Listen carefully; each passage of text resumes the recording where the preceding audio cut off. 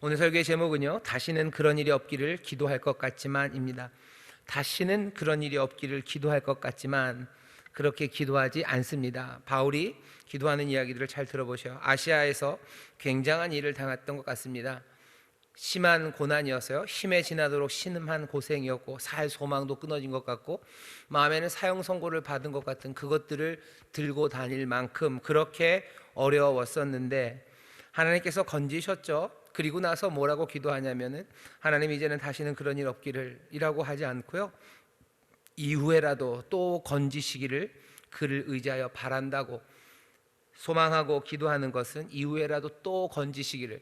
그러니 바울은 그냥 그 밑바탕에 전제처럼 깔려 있는 것이요, 그런 일이 또 있을 거라는 것에 대한 전제가 밑에 있습니다. 그런 일 또 있을 거다. 하지만 그런 일이 있을지라도 하나님께서 또 건지시기를 기도합니다. 그래서 오늘 설교의 제목이 다시는 그런 일이 없기를 기도할 것 같지만 이라는 제목으로 하나님의 말씀을 나눕니다. 지난주에 전한 말씀 여러분들 기억하시나요?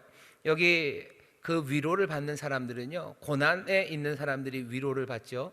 근데 그 고난을 받는 사람들은 여기 고린도후서에서 우리라는 사람들입니다. 나중에도 계속해서 고린도후서를 읽어가면서요, 이 우리가 누군지에 대해서 곳곳마다 여러 가지로 고민을 하고 우리가 해석을 해야 되겠지만, 1장 앞에 있는 우리는 여기 바울과 함께 디모데, 그 뒤에 1장 뒤에 보면 실루아노, 어쩌면 바울과 함께한 전도하는 사람들, 복음을 증거하기 위해서 여러 가지 역경과 어려움들을 마다하지 않았던 바로 그 우리입니다.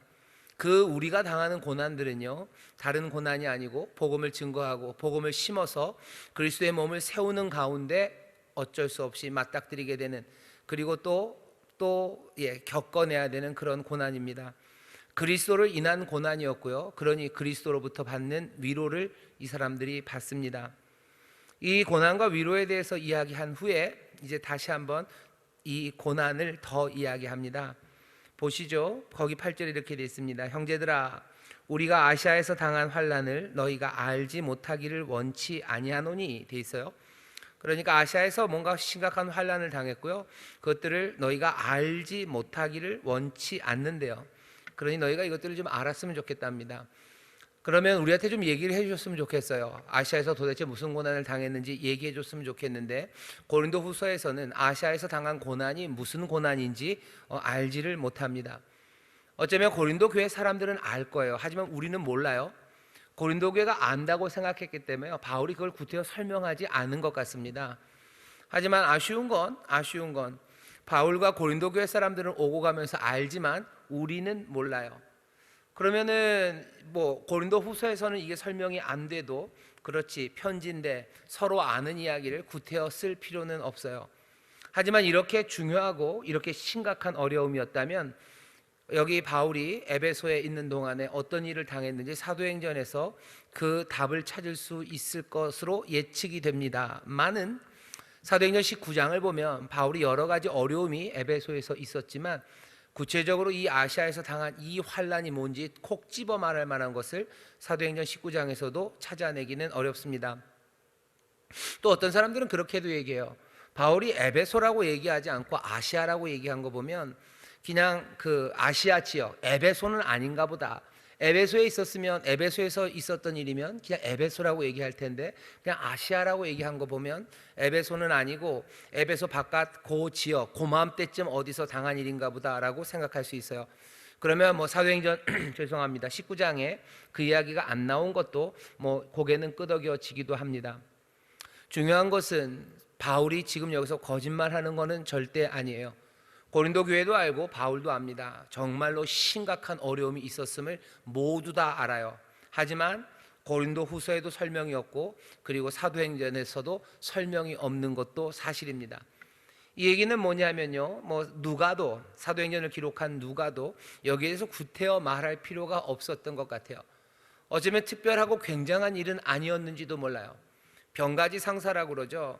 병가, 싸움하고 전쟁하는 그런 군대 집안에서 늘 있는 일, 그냥 전쟁하다가 싸우다 이기기도 하고 지기도 하는 건 병가지 상사인 것처럼 어쩌면 복음을 증거하는 사람들에게 이만한 환난은 늘 있는 상사일지도 모릅니다. 늘 있었던 일이기에 특별히 어떤 목적이 있지 않으면 구태여 그것들을 설명하고 밝힐 필요가 없을 만큼, 만약에 그렇다면 바울은 자기의 삶 가운데서 이렇게 어려운 환란이요 한두 번이 아니었을 겁니다. 나중에 바울이 얘기하죠. 돌에 맞아서 죽게 된 것이 몇 번인지 모른다. 아마 돌에 맞아서 죽게 된 거 말고도 꽤나 많은 어려움들과 환란들이 있었을 겁니다. 바울이 그것들을 다 이야기하지는 않아요. 하지만 그래도 고린도 교회가 아마 여기 아시아에서 바울이 당했다고 하는 환란과 뭔가는 연관되어 있는 것 같고, 그리고 고린도 교회 사람들도 잘 알고요. 그리고 이 편지를 쓸 때쯤 고맘때쯤에 일어났던 어떤 일이라고는 생각이 됩니다. 사람들의 예상 아니면 설명은 이런 거죠. 아마 여기에서 힘에 지나도록 심한 고생이라고 했으면 고린도 교회와 연관돼서 그 마음때쯤에 아마 셋 중에 하나일 거래요. 첫 번째는 고린도 교회의 불화 때문에 생긴 심리적인 괴로움입니다. 너무 괴로운 거예요. 고린도 교회를 방문해서 사람들이 바울에게 해댔던 여러 가지 일들과 그리고 말도 안 되는 것들로요 그냥 바울의 속을 뒤집어 놓은 거죠. 그러니 그것이 죽을 만큼 힘들었나 봅니다. 그냥 바울의 성격이 파르르해서 그냥 사람들이 자기들에게 대적하는 말만 들어도 그냥 깜빡 쓰러질 만큼 그렇게 신경이 날카로웠지는 않았을 텐데도 그렇게 괴로워하는 괴로움을 말할 만큼 그 불화가 미친 영향이 바울에게 컸을 수 있습니다.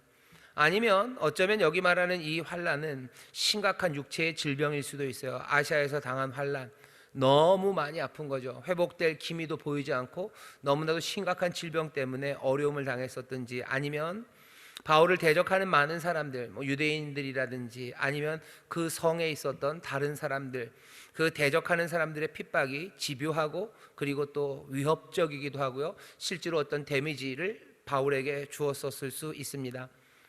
사도행전 19장에 보면요, 거기 아데미 신전에서 사람들의 소요가 있었습니다. 은장색들이 자기들의 경제적인 상황이 바울 때문에 무너진다고 생각하는 거죠. 사람들이 더 이상 우상 숭배를 잘 안 해요. 그리고 그것들이 타격이 옵니다. 타격이 조금만 와도요 장사하는 사람들에게는 굉장히 심각해지죠. 왜냐하면 그 영업 이익을 얻는요 그 마진이라는 게 있습니다. 그러니까 파는 대로 다 돈이 되는 게 아니에요. 어느 정도 일정 수준이 넘어가야 자기들의 그 고정 비용이 빠지고 이득이 생기는데, 매출이 조금만 줄어도요 그 선을 건드리게 되면 그때부터는 굉장히 날카로워지는 거예요. 매출이 한 5% 10% 주는 거는 괜찮아요. 하지만 내가 갖고 있는 매출 대비 이익률이, 그리고 또 이익을 만들 수 있는 그 선이 지금의 매출에서 30% 이하로 내려오면 위험하다.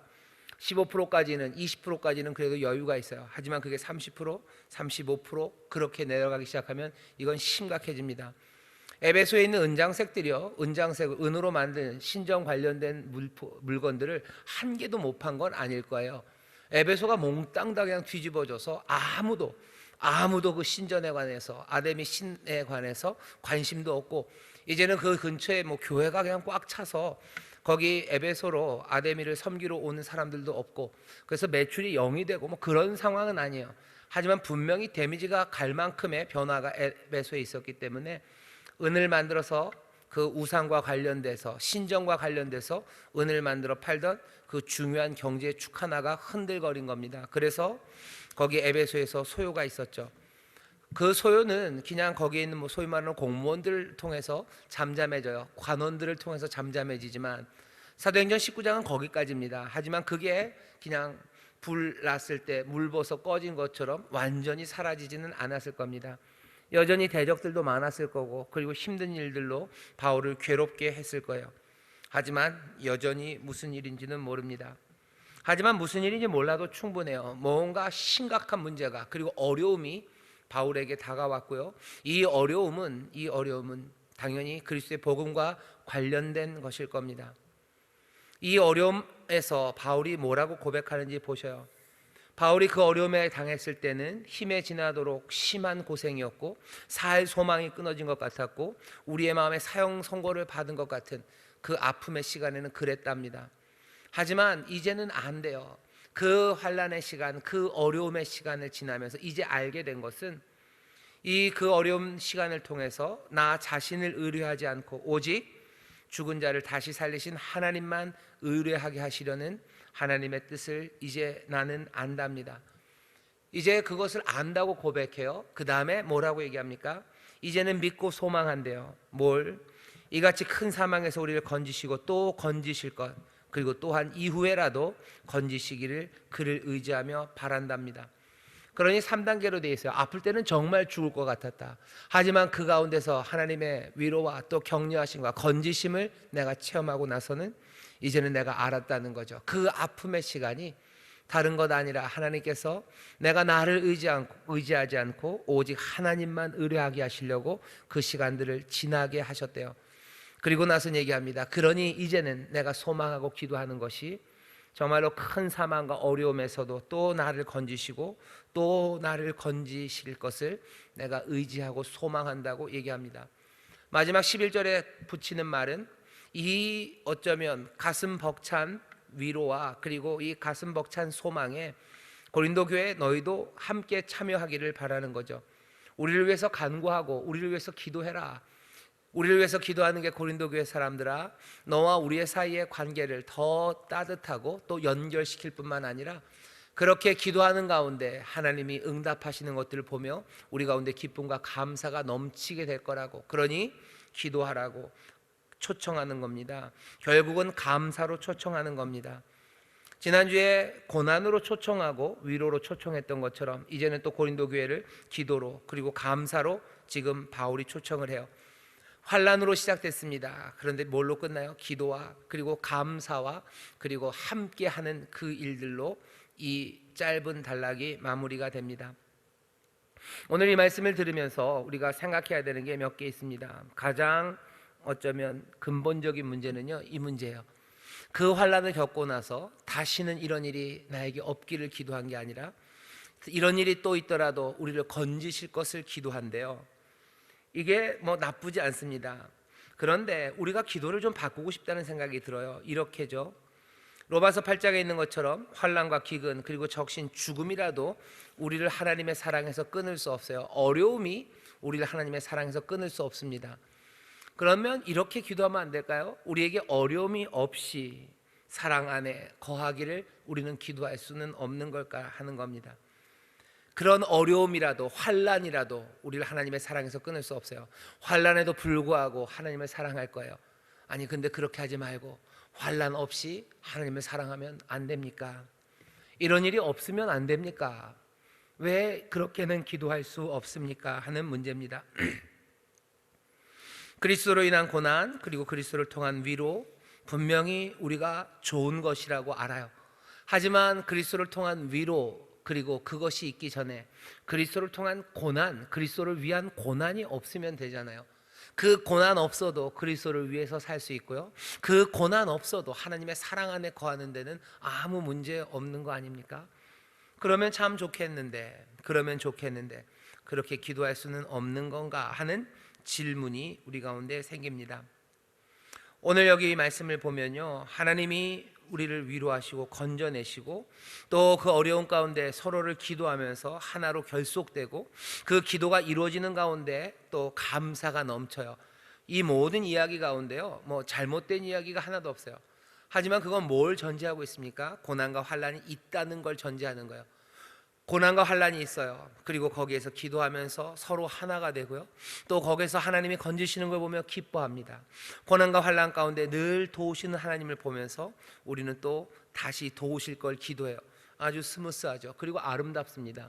하지만 이 이야기만 아름다운 건가 하는 질문이에요. 우리가 주를 따라 살아가는데 고난과 환난이 없이 늘 하나님 앞에서 기뻐하고 감사하면 그게 더 좋은 것 같아요. 거기에 대한 대답을 좀 찾아봐야 될 것 같습니다. 우리가 하나님 앞에 나아갈 때 하나님께서 우리에게 여러 가지 어려움을 주실 때가 있습니다. 이 이야기는요, 지금 제가 한 말은 사실은 새로운 이야기예요. 하나님 신이 우리에게 어려움을 주실 때는요, 그냥 그것은 몽땅 다 한 가지 해석이었습니다. 뭐냐면 하나님의 진노예요. 신이 진노하셔서 우리에게 질병과 그리고 고난과 아픔이 오는 건요, 사람들은 어떻게 생각했어요? 모두 다 신의 징벌이라고 생각했어요. 하지만 바울은 지금 다른 얘기를 하는 겁니다. 고난 그리고 어려움이 오지만 그게 하나님의 징벌이 아니라는 이야기를 하는 거예요. 하나님의 징벌이 아니에요. 그리고 여기에는 하나님의 다른 목적이 있어요. 하나님을 신뢰하게 하시는, 하나님을 신뢰하는 것으로 우리의 삶을 더 복되게 하시려는, 그러니 고난과 환난 가운데 우리의 삶을 더 복되게 하시려는 하나님의 은혜와 사랑이 있다고 지금 바울이 말하는 겁니다. 도대체 바울은 이걸 어디서 배웠습니까? 단 하나 분명한 건 예수 그리스도예요. 정말로 흠 없으시니, 사람의 예를 들면요, 그것들은 복잡해집니다. 왜? 그 사람이 무슨 잘못이 있는지, 얼마나 잘했는지 늘 불투명해요. 이 사람이 몇 대 몇의 비율로 하나님 앞에서 칭찬받을 만하고 몇 대 몇의 비율로 하나님 앞에서 징벌받을 만한지 그것들이 애매해요. 거기 가운데 있는 고난들은 이 사람의 잘못 때문에 이거란 건지, 이 사람의 잘못 때문에 징벌받았다고 말할 모든 가능성이 사람들에게는 늘 있습니다. 모든 사람에게는 그 가능성이 있어요. 하지만 예수님으로 가면 얘기가 달라집니다. 예수님에게는 하나님으로부터 징벌받을 만한 것이 없어요. 하나님으로부터 징벌받을 만한 것이 없습니다. 한 개도 없어요. 그런데도 불구하고 예수님께서 당하신 일들은 바울이 8절에 얘기했던 것처럼요, 정말로 힘에 지나도록 심한 고생들, 사회소망이 끊어질 것 같은 일들, 사형 선고를 받은 것 같은 것에서 지나 오히려 사형 선고를 정말로 받으신 그 자리까지 가십니다. 예수님이 받으신 그 고난들, 그 아픔들은 뭐냐는 거죠. 이게 징벌이냐? 사람들은 예수님께서 우리의 모든 죄를 그리고 잘못을 다 짊어지셨기 때문에 예수님이 고난 받으셨다고 그래요. 하지만 그건 조금 위험합니다. 십자가 그곳에 가기 전에 겟세마네 그곳에서 예수님께서 그 고난의 잔, 그 잔을 받으시죠. 예수님이 이 땅에 살아가는 모든 시간들이 하나님에게서 징벌받은 시간이다 라고 말하는 건, 그건 위험합니다. 몽땅 다 죄로 예수님이 이 땅을 걸으셨던 것도 죄 때문에 걸으신 거예요? 아니요, 자기를 비우셨기 때문에 이 땅에 오셔서 육신으로 걸으신 거죠. 결국은 우리의 모든 잘못을 그리고 죄악을 다 감당하시고 십자가에서 돌아가셨지만, 예수님이 이 땅에서 겪으셨던 모든 환난과 아픔들 그리고 그 슬픔들이 하나님으로부터 받은 징벌, 그것으로 설명할 수 없습니다. 그렇다면 뭐죠? 여기 참인간, 죄가 없으신 이에게도 하나님의 환난과 그리고 역경이 다가와요.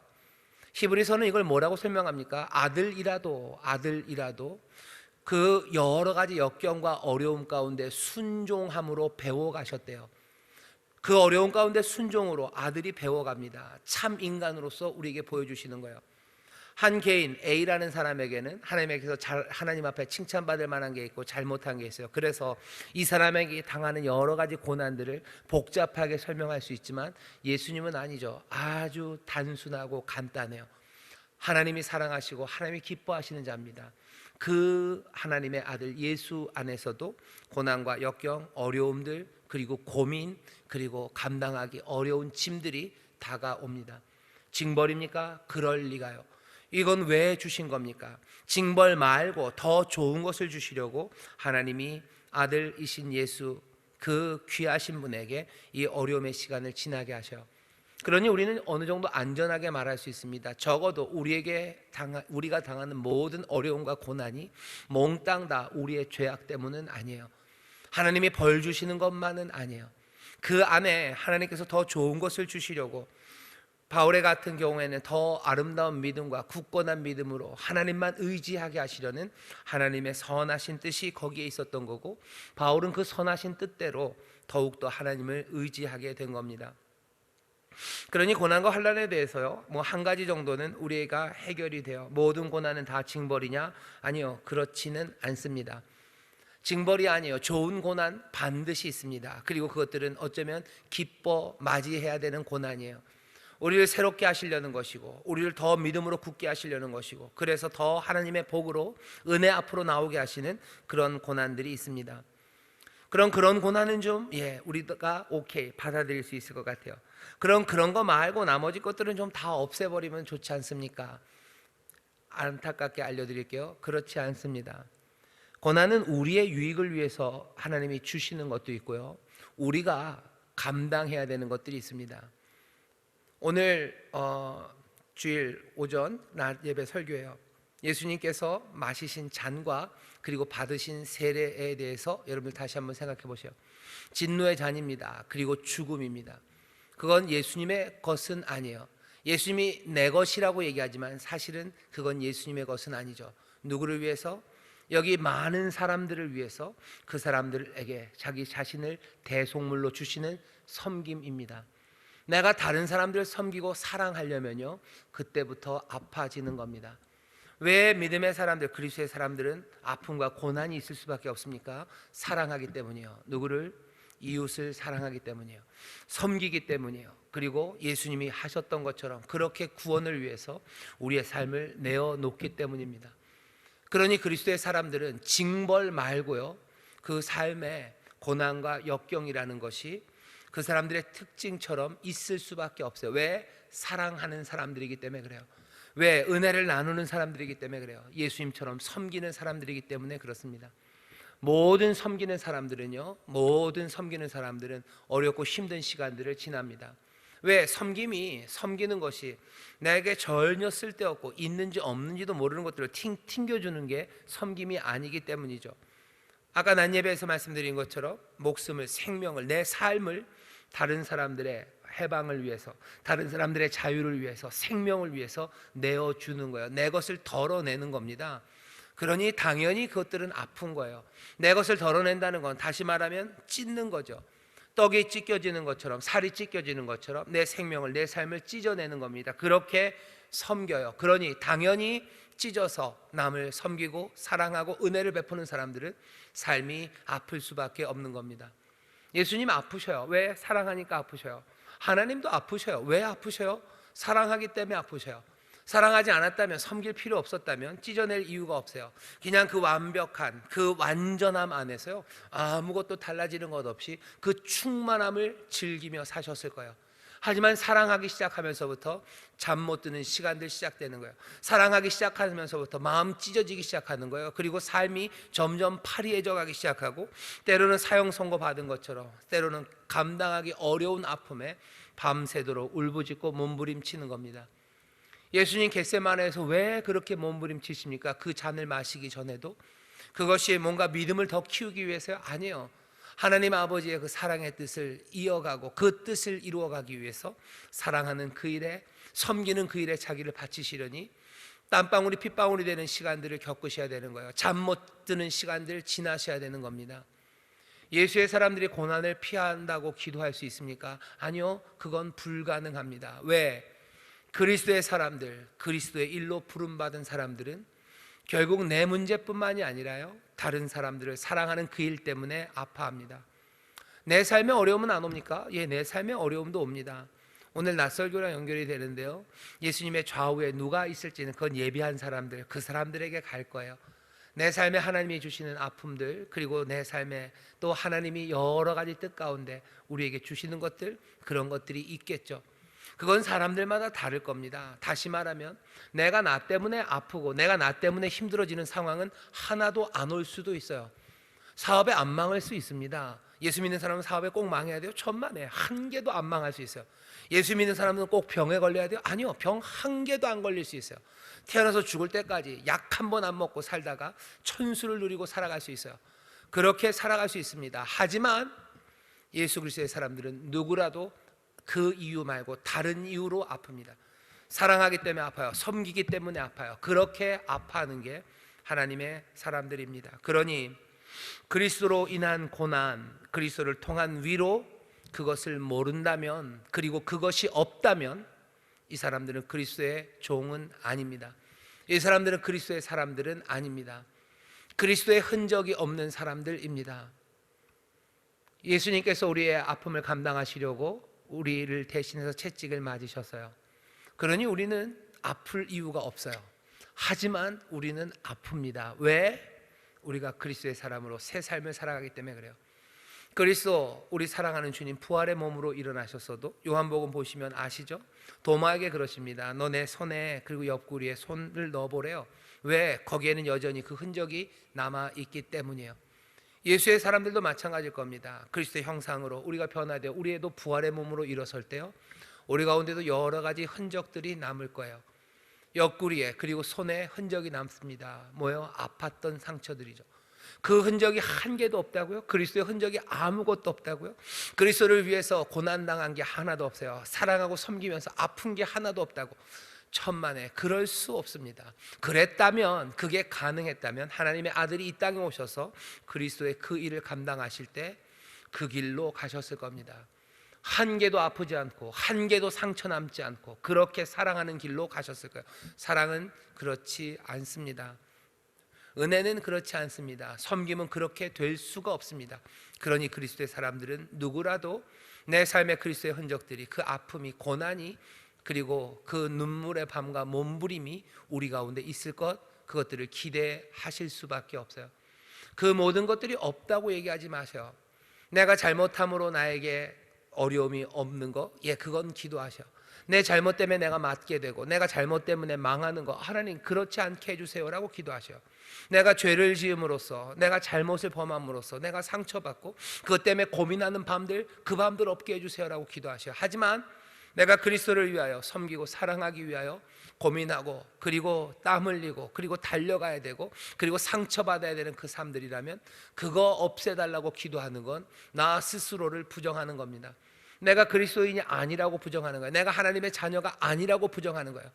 내 삶의 고난과 역경과 어려움들이 도대체 어떤 모양으로, 내가 그리고 무엇을 환영하고 무엇을 피하는지 우리가 분명하게 보아야 합니다. 예수 믿는 사람들은 어려움이 없습니까? 어려움이 당연히 있습니다. 왜? 그리스도를 위한 고난입니다. 사랑하고 섬기고, 그리고 그들을, 다른 이들을 위해서 내 생명을 대속물로 내어주는 바로 그 자리가 내 삶이 아파지고 깨어지는 그 자리입니다. 오늘 우리가 바울의 기도를 들어요. 바울이 뭐라 그럽니까? 나를 다시 또 건지시기를. 왜? 바울은 멈추지 않고 가야 되는 그 길로 갈 겁니다. 그러니 자기는 상처받을 수밖에 없다는 걸 알아요. 그리고 고민할 수밖에 없다는 걸 알아요. 어떤 때는 정말로 내 도를, 내 한계를 넘어설 만큼 죽을 것 같은 아픔이 자기에게 있을 걸 압니다. 하지만 뭐라고 기도해요? 이후에라도 또 건지실 것을 그를 의지하며 바란다고. 그 어려운 가운데 나를 건지시고 나에게 은혜를 주셔서 나로 다시 한번 노래하게 하시고, 다시 나로 하여금 감사하게 하시고, 범사에 감사하게 하시고, 나로 기도하게 하시고, 기뻐하게 하시고, 그렇게 예수 그리스도 우리에게 보여주신 그 생명의 길, 그 삶을 살게 하실 것을 바울은 잊지 않고 있습니다. 그 삶으로 우리를 초대하는 거예요. 그리고 그 기도로 우리를 초대합니다. 이 고난과 이 위로를 모른다면 그리스도의 사람들은 아닙니다. 오늘 여기 하모니 가족 찬양 예배에 나오신 우리 사랑하는 모든 성도 여러분들, 또 우리 교역자 여러분들, 지금은 죄송합니다. 요새는 아픈 걸 굉장히 싫어하는 시대예요. 아픈 게 싫어요. 아픈 거 얼마나 싫어하냐면요, 어마어마하게 싫어합니다. 어마어마하게 싫어해요. 그래서 이러면 갑자기 제가 나이가 많이 든 사람 같은데, 옛날에는 그 정도는 아니었던 것 같은데 요즘은 치과를 가보면요, 의사 선생님들이 굉장히 친절해요. 아프면 그러니까 그 환자를 아프게 하면요 큰일 나는 줄 알아요. 큰일 나는 줄 알고 조금이라도 안 아프게 하려고 살살 그렇게 하시더라고요. 저 어렸을 때만 해도 저 어렸을 때만 해도요, 이를 뽑으러 가면 그냥 대충 뽑을 수 있으면 그냥 대충 뽑았던 것 같아요. 마취 주사서 안 놔요. 저는 뺀찌로 이를 그냥 막 뽑으시더라고요. 뺀찌로 이를 뽑으시고, 뭐 마취 주사도 안 놓고 흔들리는 건 뺀찌로 하나 뽑더니 그냥 옆에 있는 이 툭툭 조금 흔들리는데 그냥 온 김에 뽑고 가라고, 그러고서 그냥 그 생리가 거의 생리를 그냥 뽑으시더라고요. 그러니까 치과가 무섭죠. 요새 치과 가면요, 별로 안 무서워요. 굉장히 떨면서 가는데요, 별로 아니에요. 왜? 별별 마취 주사들 많습니다. 요새는 그 마취약을 무슨 환각으로도 사용하기도 하는데, 마취약 발전 잘 되고요, 조금도 안 아프게 하려고 온갖 노력들을 다 해요. 그런 시대이기 때문에요, 아픔이라는 것은 아주 최악의 적인 것처럼 그렇게 취급됩니다. 아픈 거 그거 참지 못하고, 아프면 굉장히 손해본 것 같고, 아픔 없는 삶을 사람들은 기대하고요, 그리고 그것들을 추구하며 살아요. 사실은 조금만 아플라고 치면요, 할 수 있는 일들 많습니다. 조금만 내가 고생해도 된다고 생각하기 시작하면요, 내가 감당할 수 있는 거 꽤 많습니다. 사람들이 절대로 아프면 안 되고, 그리고 절대로 죽지 않을 것처럼 살아가고 있습니다.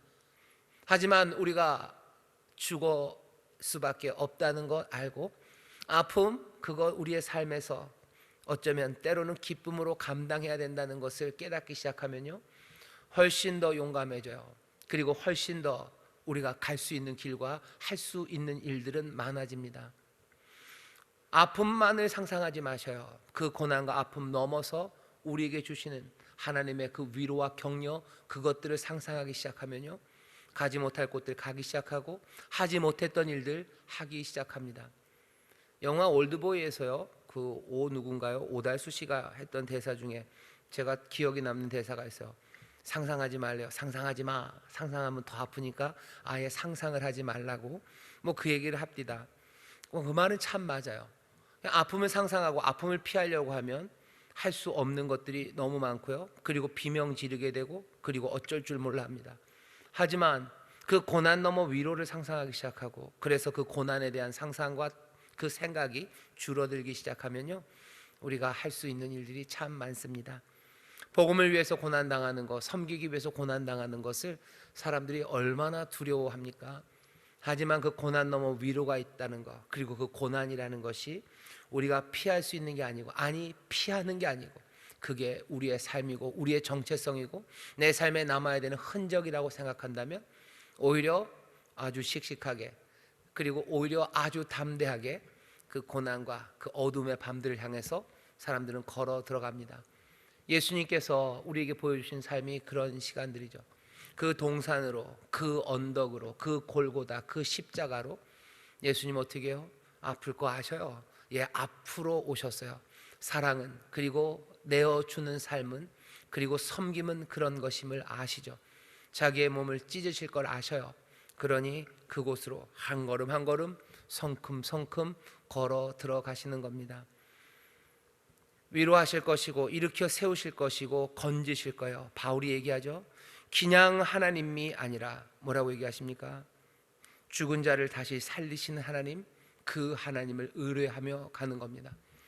그냥 능력이 많으신 분이 아니에요. 죽은 자를 살리신 하나님, 그 하나님을 의뢰하며 걸어갈 수 있는 것, 그것은 여기 바울처럼 그리스도인의 삶이라는 게, 그리스도의 종이라는 삶이 그리스도와 함께한, 또 그리스도가 감당하셨던 그 고난을 함께 걸어가는 삶임을 알기에 이제는 죽은 자를 살리신 그 하나님의 능력이 이제 나에게도 찾아오셔서 나도 살리시고 나도 도우실 것을, 또 나도 건지실 것을 믿기에 삶에, 그리고 복음에, 그리고 선한 일을 행하며 섬기는 그 일에 여러 가지 고난을 향해서도 걸어 들어갑니다. 그리고 또 뭐요? 사랑하는 성도들을 그리로 불러들이는 거예요. 이리로 와라. 이 고난으로 와라. 이 그리스도의 삶으로 와라. 죽은 자를 살리시는 하나님의 능력이 여기에 있다고 많은 사람들을 초청합니다. 오늘 저도 여러분들을 초청합니다. 죽은 자를 살리시는 능력이 우리 가운데 역사하시니 그분이 건지실 거예요. 마땅히 당해야 되는 여러 가지 고난들, 그 기쁨에, 그 새로운 삶이 우리를 인도하시는 그 길에 여러분 함께 오시고, 그리고 그곳에서 기도하셔요. 기도하는 가운데 건지시는 일은 반드시 일어납니다. 그러니 기도하는 사람들은 감사할 것들이 점점 많아져요. 한 개도 기도 안 하려는 사람들이 있어요. 왜? 불안하죠. 기도해봤자 아무것도 이루어지지 않으면 나는 상처만 남고 맥만 빠져요. 아니라고 전하는 겁니다. 아니다. 기도해라. 하나님께서 건지시니 우리 가운데 기쁨과 감사가 넘치지 않겠냐 하는 거예요. 인생에 감사가 넘치기 원하는 사람들, 그 고난 가운데 있는 이들 위해서 기도하십시오. 함께 기도하십시오. 하나로 묶으실 거고, 그리고 결국은 감사가 넘치게 하실 겁니다. 하나님의 일을 하는 사람들을 위해서 기도해 주셔요. 하나님의 일을 위해서 고난당하는 사람들을 위해서 기도해 주셔요. 분명합니다. 여러분들에게 감사가 넘칠 거예요. 왜? 죽은 자를 살리신 그 능력이 역사하셔서 그들을 반드시 건지실 것이기 때문에 우리에게는 감사가 충만할 겁니다. 우리 인천순복음교회 성도 여러분들, 오늘 몇 가지 말씀을 우리가 들었어요. 기도하십시오. 여러분들 감사하게 될 겁니다. 그리스도의 고난의 어둠을 참여하십시오. 건지시는 하나님을 분명히 만나게 될 겁니다. 여러분들 도망가지 마십시오. 하나님의 은혜 안에서 또박또박 주를 따라서 그 어둠의 길들로, 그리고 그 사랑을 행하는 그 길로 걸어 들어가십시오. 주가 주시는 생명으로 가득 채우는 그 기쁨이 우리 가운데 가득합니다. 기쁨을 소망하시는 분들, 감사를 소망하시는 분들, 삶에 변함없는 뜨거운 삶의 의미를 소망하시는 분들 다 함께 그리스도를 따라 나오시고 함께 기도하시고 서로 격려하는 여러분들 되시기를 주의 이름으로 축원합니다. 기도합니다. 하나님, 고통을 피하려고만 하는 세상, 고통 없는 삶을 꿈꾸는 이 세상에 주여, 여기 고난을 기대하는 사람들이 있습니다. 예수 그리스도가 우리에게 보이신 그 가슴 떨리는 삶을 주여 묵상하고 사랑하고 끌어안는 이들, 주가 당하신 그 고난에도 기쁨으로 참여하며 주가 누리시는 그 영광에 또한 우리가 참여할 것을 기대합니다. 아버지 안에는 고난 중에 서로를 위해서 기도할 때는 그 영광이 나타날 날 우리의 감사를 기대하게 하시고, 아버지 안에는 그 믿음으로 기도하게 하시며 그 소망 가운데 간구하는 우리 모두가 되게 하여 주옵소서. 하나님, 기도합니다. 괜한 고난, 그리고 우리의 잘못과 죄악으로 인한 아픔들, 아버지 안에는 그런 것들에 빠지지 말게 하시고 온전히 하나님의 선하신 뜻으로 우리를 은혜로 이끄시는 고난과 그리스도를 닮아 그리스도를 따라 선을 행하고 또 섬기기 위한 고난을 두려워 않는 우리들이 되게 하여 주옵소서. 주여, 세상에 이런 사람들이 있겠습니까? 그러나 하늘로부터 난 자들이오니 주여, 하나님의 자녀들답게 이 땅에서 예수 그리스도 보여주신 그 삶을, 아들의 삶을 살아가게 하여 주옵소서. 사람의 힘과 능으로 되지 않습니다. 사람의 설득과 지혜로 되는 것 아닙니다. 오직 여호와의 신으로 되오니 성령님, 이 밤 우리 가운데 충만하게 임하셔서 그 사랑으로, 그 은혜로 우리를 채우시고 우리로 그리스도의 아름다우심과 온전하심을 보게 하시고 주가 우리를 부르시는 부르심, 그 따뜻하고 사랑스러운 음성 듣게 하셔서 주여, 우리도 자리를 털고 일어나 주를 따라 걷기 시작하는 하나님의 사람들 되게 하여 주옵소서. 성령님이 이 밤 그렇게 우리를 은혜로 인도하실 줄 믿사오니 이 삶의 변화가 우리 가운데 증거되게 하시고 우리가 서로가 서로를 보며 하나님 앞에 감사하는 복된 교회, 복된 성도들이 되게 하여 주옵소서. 감사드리며 예수님 이름으로 기도하옵나이다. 아멘.